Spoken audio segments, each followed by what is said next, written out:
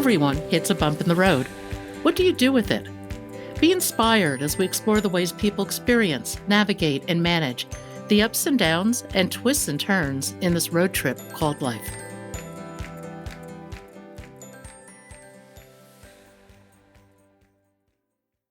Dr. Alauna Curry is a board-certified psychiatrist specializing in emotional, psychological, and spiritual healing. Her focus is on trauma because trauma, she says, impacts all of us. And she understands this firsthand. A series of severe health issues meant she had to stop practicing medicine. An accident with her son led to many months of rehab, and her marriage ended in divorce. Alauna was in full trauma mode. But what she learned is changing her life and the lives of many. Welcome, Dr. Alauna Curry. Today on Bump in the Road, I am so pleased to have Dr. Alauna Curry, who's a trauma psychiatrist, with us. She's doing fascinating work, and she has a fascinating story. Alana, fill us in a little bit on your bump in the road and where we're going. Thank you so much, first of all, for having me and, providing an opportunity to talk about these things. So a little bit of background about me. I'm from St. Louis, Missouri, and I, excuse me, I went to Xavier University of Louisiana in New Orleans, and then I went to uh, medical school in Houston at Baylor College of Medicine. That's what brought me to Houston. And I stayed for psychiatry residency. And after doing psychiatry residency, I had been working with veterans at our VA hospital, and I was really drawn to treating trauma. I don't know what it was. Maybe my dad is a Vietnam veteran. I have a lot of military people in my life, but it was so interesting to me to do trauma work because it was a condition that was, thought to be treatable, as opposed to other things that needed to be managed. So I was just trucking along in my career as a PTSD specialist, and everything was going great until about 2017 when my bump in the road, I won't even say bump. It felt like a mountain. It was a series of bumps when my health gave out. My knees literally flared up to where I could not walk. Um, I remember the day that I couldn't walk. I was thinking to myself, how am I going to go round on my patients tomorrow? And then it occurred to me as I'm sitting on the floor, unable to walk, like you're still thinking about rounding on your patients when you cannot actually walk. So it was just a very traumatic time because I also went through a divorce. I went through bombing out of my clinical career. I could no longer work full time. I ended up cutting down to 3 days a week, then 2 days a week. And then I couldn't even sustain that and went on a year of unpaid leave disability in an attempt to retire and salvage some level of my life out of all of this mess. So that's the that's not even the start of my bump in the road, but that's really where I hit that wall in 2017. So you are truly an expert in trauma psychiatry. I'm not only the president, I'm also a client, for sure. And I think that was really during that period of time where I started to actually have to question my own understanding of trauma. Now, mind you, my entire 12-year career had been treating PTSD, and I was even in a specialized environment where they would come in for a month and get a year's worth of the best evidence-based trauma treatment that was available. But as I was going through all of this stuff, I started to recognize like we actually do not have as a my field, psychiatry, meaning, psychiatry, we're the pinnacle of mental health and what human beings understand about themselves, their minds, and their body. But yet, as I was going through my own traumas, I started to really pay attention to, okay, I teach my veterans about their reticular activating system, right? You have this part of your brain that acts as a filter and scans out certain things and focuses in on other things. And when you've experienced trauma, your brain programs your reticular activating system to filter those things through more actively so that you can respond to them. That part of their brain is responsible for a lot of the PTSD responses that we see. So I had to go, Alana, what are your traumas? Where's your reticular activating system pulling your brain into paying more attention to the negative, or hyper focusing on one thing or another? Where's your amygdala, the part of your brain that creates your emotions? Where is that causing you to allow your powerful emotional urges to run your delivery, to color your words and all of those things? And when I started doing that self-study, I was appalled. Appalled. It's intriguing though, isn't it? Because we all need to do this in order to make conscious choices, but it is not easy and it's ongoing. It's ongoing. And in the process of working my way through thinking about these same systems that I was teaching my veterans and trying to really focus on myself, it started causing me to listen to the world differently because I was hearing the same patterns of thought that I'm taught to pick up on in my veterans. I'm hearing them coming from my colleagues. I'm hearing them coming from my friends. I'm hearing them coming from my family. And I'm like, me? What?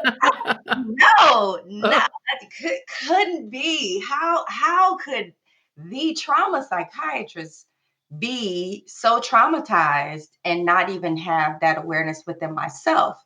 But that was also because I had been taught to evaluate psychological trauma based on the DSM-5 and the way that we've been trained to interpret human behavior.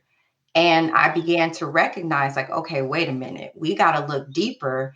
And I have to do the work to activate this part of my brain, the behind your forehead. It's called the prefrontal cortex. And that's the most evolved part of the human brain. Thankfully, everybody has this.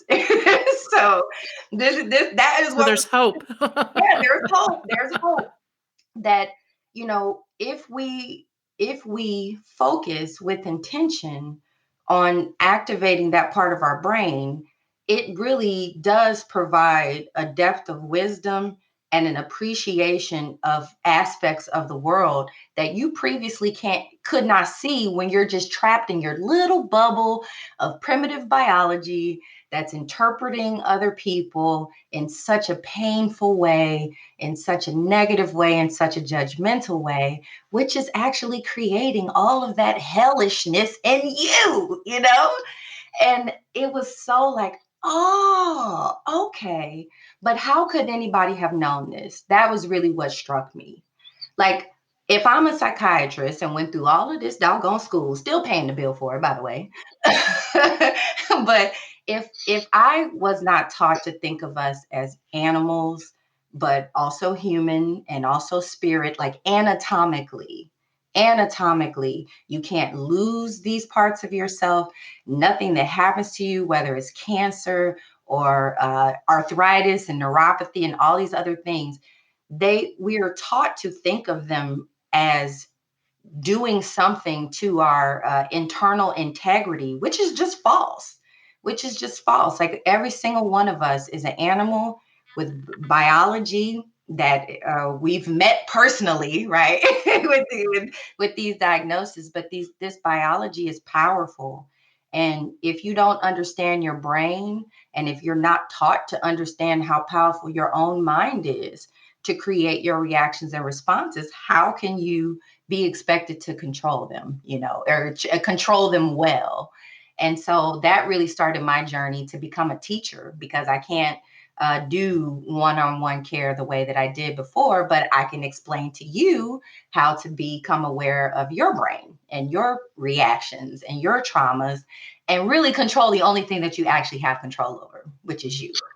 I totally agree. I think as a society, we live from the outside in, and what we really need to do is learn to live from the inside out. Yeah. But that requires some pretty hard self-reflection. Ooh, now see that therein lies the rub. That's the tough part of it, because the reality is that it's uncomfortable when you start to snatch your mind off of what everybody else is doing and to really start paying attention to yourself. Like, we do not actually experience ourselves the way other people experience us. Oh, that's so true. That's so true. And all of us think, I'm just so loving and Uh, so consistent and so pleasant. And when we use empathy, which is why I really began to lean heavily into empathy work, is empathy requires you to acknowledge that your version of reality is not the only way that things are work. Period. Point blank. Period. Right. Everyone's version of reality is a little skewed.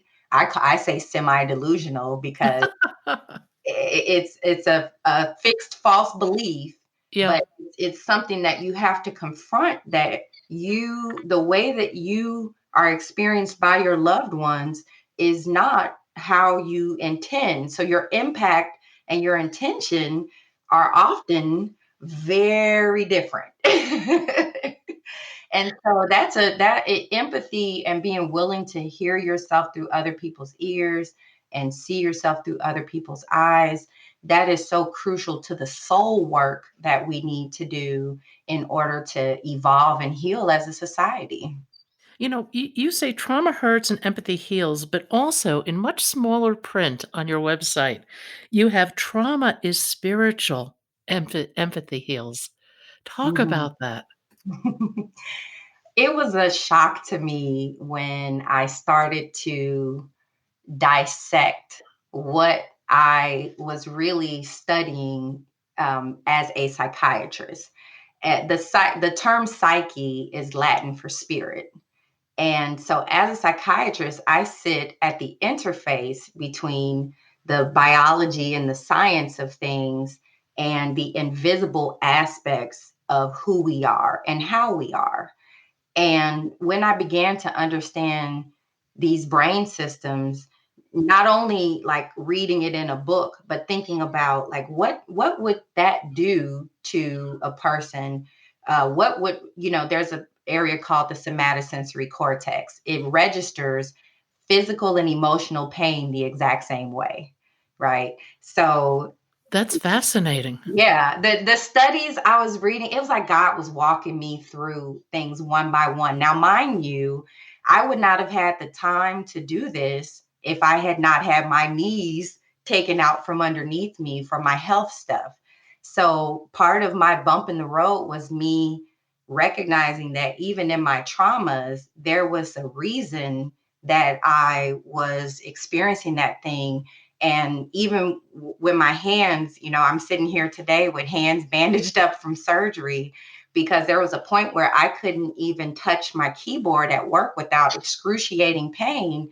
But it was also God saying, you need to let this go so you can lean into this other thing and really give this back to the world so that people can understand how to help themselves.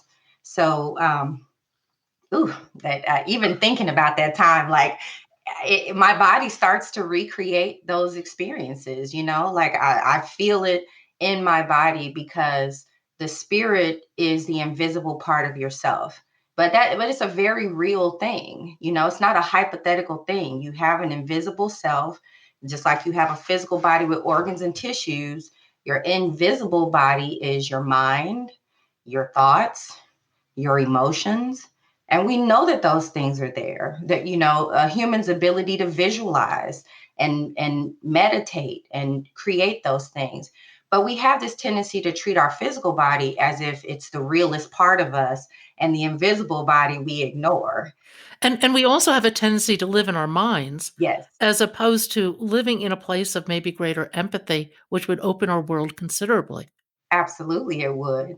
But that's also the feature of living in our mind, is that what a lot of what we're listening to is our amygdala, right? The part of our brain that creates our emotions. It creates our positive and our negative emotions. And what you'll notice is that the more negative things you've been through, the more negative your mind jumps to that thing, and the more negativity probably comes out of your mouth. Or even if you don't let yourself say it, still mentally, there's a lot of, well, what if this happens? What if that happens? You remember that last time? Oh, you don't want to do that again. Oh, no, that's not, well, what happens if this comes back? Or what happens if you go do that? So there is so much fear that runs at baseline in human beings, but we're taught stuff like that men are not supposed to feel emotions. Uh, Emotions, they don't come from your heart. Your heart is a very important instrument pumping blood through your body, and certainly you may feel pain in your chest when you are feeling emotions, but that's created by your amygdala and translated into your body in various different ways. So there's so much basic misunderstanding about our identity and who we are and how these powerful sensations that we feel, what they are. And we use clunky terms like depression and anxiety and stress, but that doesn't really describe the internal roller coaster that's happening inside of your body and brain. But if you understand, for example, like I can be hurt by a person's words. Their words got to travel out of their brain, out of their mouth, across space, go into my ears, and I interpret what they're saying. We don't hear what each other say. We hear what we believe and interpret the other person to mean. And there's miscommunication inherent in every conversation. We define things differently. We have different experiences that we're referencing. So even when things in the physical world look like we're having the exact same experience, we in fact are having very different interpretations and experiences of those things, even to our most intimate moments like sex, right? Like, so so being able to understand that that is the inherent matrix that we operate in is really about looking at us as spiritual beings that are having a human experience. And then I'm looking at what are the factors of those six primitive brain systems that are shaping the way this person is thinking and interpreting that thing. And then when I hear what they're saying, I'm like, oh, that would be painful. That's a painful thought to think of it that way. Your somatosensory cortex is probably ringing on the inside of you. So that's what I mean by there's a very real spiritual, invisible context that we do not think about when it comes to who we are and how we operate, because we're built with that blind spot where we're looking at everybody else like, I see what you're doing over there, You're making me feel bad. You're hurting my feelings. That is not how it works. Your brain's interpretation of what you are saying to yourself and whatever lens it is that you're using to interpret this world is going to give you the sensation that you feel inside of your body. But unchecked, that sensation is going to drive whatever it is that you do or say. And so that's why I call humans walking amygdalas. We just But I think once you learn that you're looking through a lens and you learn that you can see through a different lens, the world starts to open up because you realize there are endless lenses. And what is the reality you want to create? I mean, you can choose a much kinder reality than perhaps where you're living. But I want to go back to what you were saying about some of the circular thinking and reasoning that comes from experience and whatnot. How do you interrupt that and guide it towards a more open understanding? well, I think that the first thing that you have to recognize is that it is unfortunate that we've all experienced so many traumatic things, and nobody was saying, hey, that's traumatic, that I can see why that hurt you. And each of those traumas create a little shift in how we think about things, how we process information. And those primitive brain systems are very powerful to try to protect you. So your focus on painful things is natural and it's your biology working exactly the way it's supposed to. Okay. So you got to know that, because otherwise we get very, very hard on ourselves about how we think and all the, ugly stuff we might say on the inside. But that's shitty thinking. Subjective, harsh, intense, terrorizing to yourself. It's shitty. Your primitive brain systems are very much programmed to be reactive, to expand and explode the way that you're thinking about something and how you're feeling about it in your body. So, number one, remind yourself that feelings are not fact. Almost every human being that I know, without a lot of internal work, treats how they feel about something as if it's a fact of the situation. And that in itself is usually incorrect. Okay. So challenging your own thinking and being like, am I doing subjective, harsh, intense, terrorizing thinking because it's affecting me? Yes, there is certainly a chance that something bad or horrible could happen. But when I put more of my energy spinning around thinking about what that is or what that could be, I'm really torturing myself, because a mind that spends a lot of time worried about past things coming present or future, that's anxiety, that's painful thinking.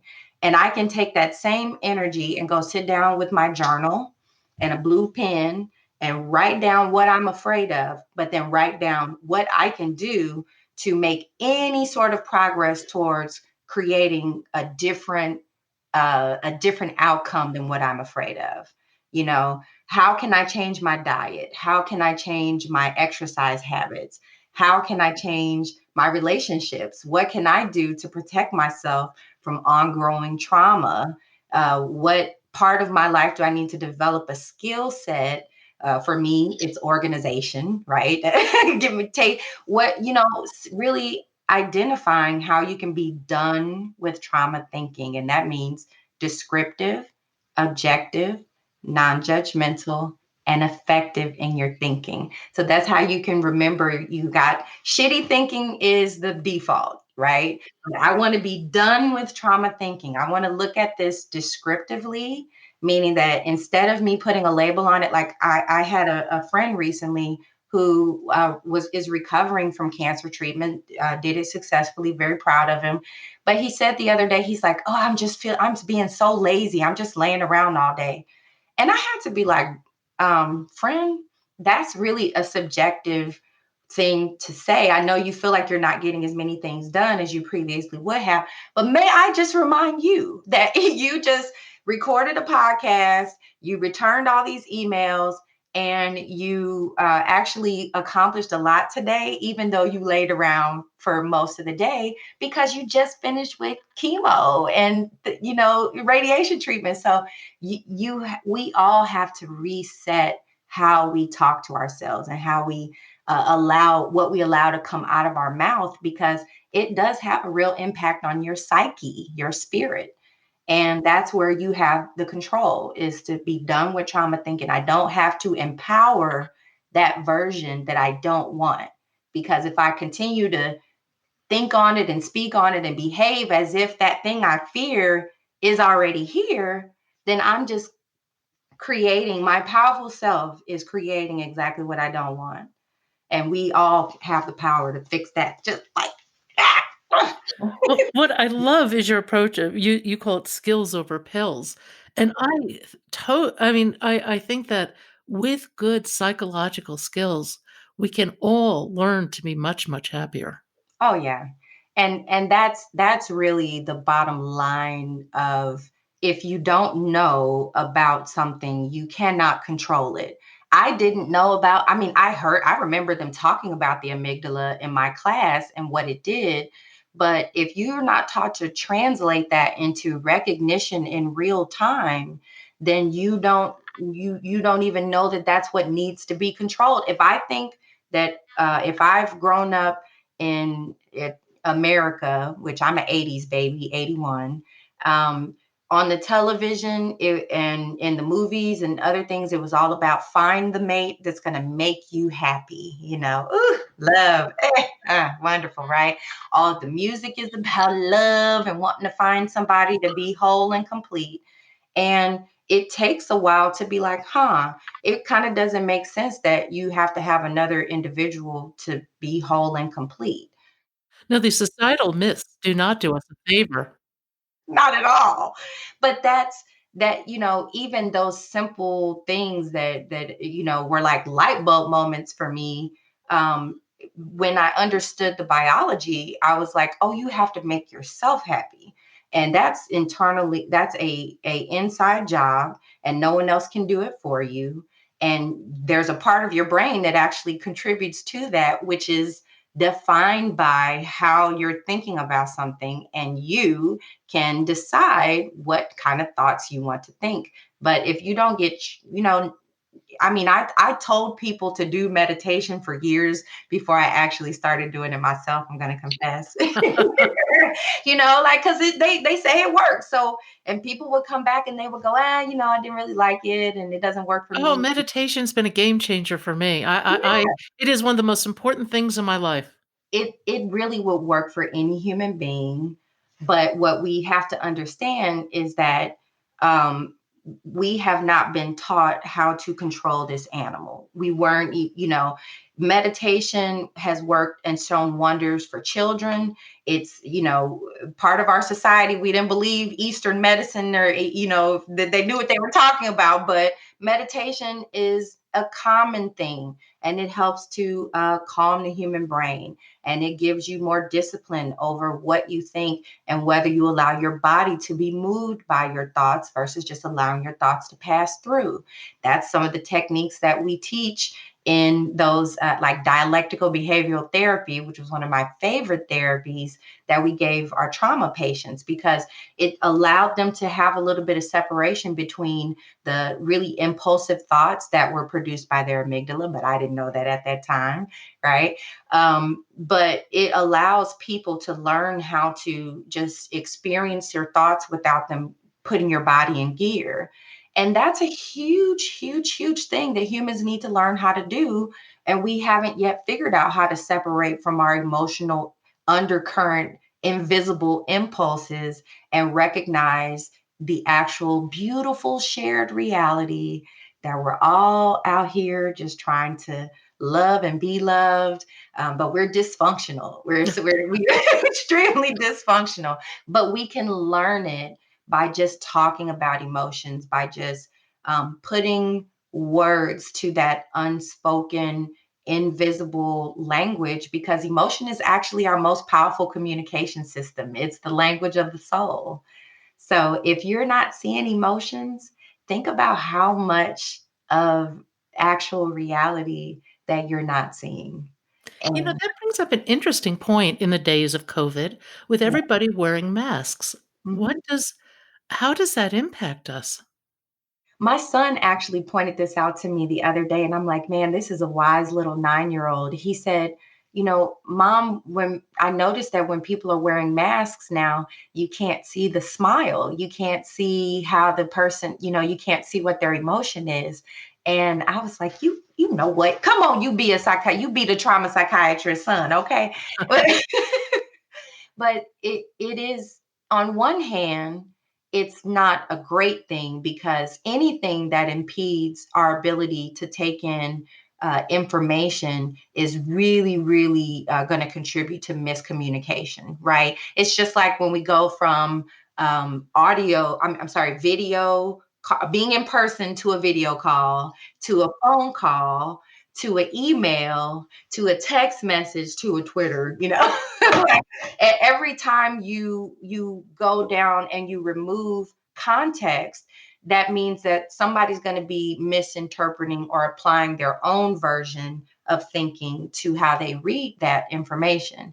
And that's what's happening in our world today. We have this huge reactivity, and people's confirmation bias, and their own applying their own logic that they just can't imagine somebody else would think differently to what's going on. And that's the opposite of being empathetic, right? That's the opposite of empathy. But go ahead. Oh, no, I was just gonna say your career has taken such a radical turn. I mean, if you could rewrite your story, would you? No, no. I'm actually really honored to be able to bring this information to the world. Um, I I have I have definitely sacrificed for it, but I see that humans are evolving. I see that this is like one of those really important pieces of the puzzle that's not out there yet that I can deliver. And how I've seen how effective it's been for the people that I have been able to reach so far. So I wouldn't change it because I'm a necessary part of what is happening today. 2017, I knew that everybody was traumatized and that trauma is treatable, and that if you understand your own body and brain, you can learn how to work yourself out of the trauma because it's a belief-based condition, and but you have to understand the mechanics of what you're telling yourself and how your brain and body works. And then my mission since then has been to transform myself into the best version of myself that I can be, that can deliver this to people when, in my mind, I remember saying, like, ooh, it's 7 billion. I got 7 billion patients. And I was like, ooh, I can't listen to all of them. But we are all designed the same. So I can create a platform, a online academy, a place where I can put my teachings and I can lean into my ancestry, which was heavy in teaching. I had a great grandparent that was a PhD. So, education is really a deep part of what made me enjoy psychiatry so much because I felt like you can't fix your physical problems without having an understanding of how your mind is affected by those physical problems. I don't know how in the world we ever thought that that could be separated out. It doesn't even make sense. It's astonishing, isn't it? If you could give somebody, facing, some sort of trauma, what advice would you give them? How would you direct them to find healing? Well, they have to create it within themselves, and they have to understand their identity. They have to understand how to evolve themselves. And that is dig into the information that I provide. I've made it into as easy of a package to digest as possible. There's nowhere else to get it. I'm sorry, but I created the platform for people to go in and to learn about six. It's really not that much information. It's six primitive brain systems that you have to understand, and one the ring that rules them all, as the Lord of the Rings reference. Sorry, but your prefrontal cortex, the most evolved part of your brain, is capable of helping you evolve to restructure how you think and to have more control over your body's traumatic reactions. But you have to understand yourself and recognize it's not anybody else's responsibility to work on you and change you. And I hate to break it to you, but even in all your perfection, you are imperfect. And so there's no such thing as it's everybody else, right? If every human being who has experienced trauma would put their mind on themselves and really focus on how am I carrying my trauma forward in this world, and how do I heal myself? How do I have empathy for myself? How do I become more gentle with myself? And choosing it's a painful process at first as you start to think about all of these things and how it shaped you and how it's still hurting. But man, you have a few good cries. You have and you come out with a whole nother perspective that's just more patient to help somebody else. When you start to see the world differently, you really do.